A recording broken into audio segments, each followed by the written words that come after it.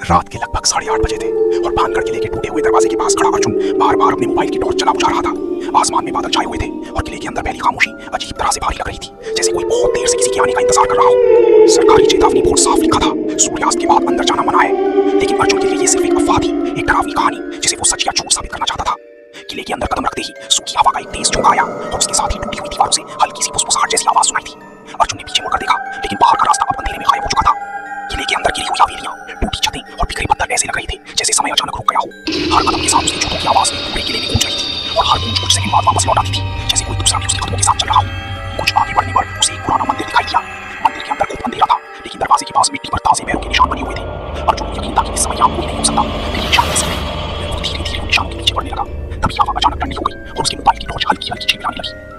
रात के लगभग 8:30 बजे थे और भानगढ़ किले के टूटे हुए दरवाजे के पास खड़ा अर्जुन बार बार अपने मोबाइल की टॉर्च जला बुझा रहा था।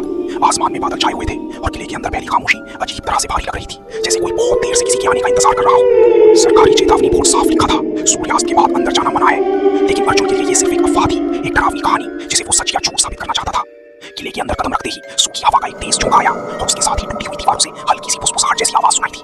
अर्जुन ने पीछे मुड़कर देखा, लेकिन बाहर का रास्ता अब अंधेरे में गायब हो चुका था। किले के अंदर गिरी हुई हवेलियां, टूटी छतें और बिखरे पत्थर ऐसे लग रहे थे जैसे समय अचानक रुक गया हो। हर कदम के साथ उसकी जूतों की आवाज पूरे किले में गूंज रही थी और हर गूंज कुछ सेकंड बाद वापस लौट आती थी, जैसे कोई दूसरा भी उसके कदमों के साथ चल रहा हो। कुछ आगे बढ़ने पर उसे एक पुराना मंदिर दिखाई दिया। मंदिर के अंदर खूब अंधेरा था, लेकिन दरवाजे के पास मिट्टी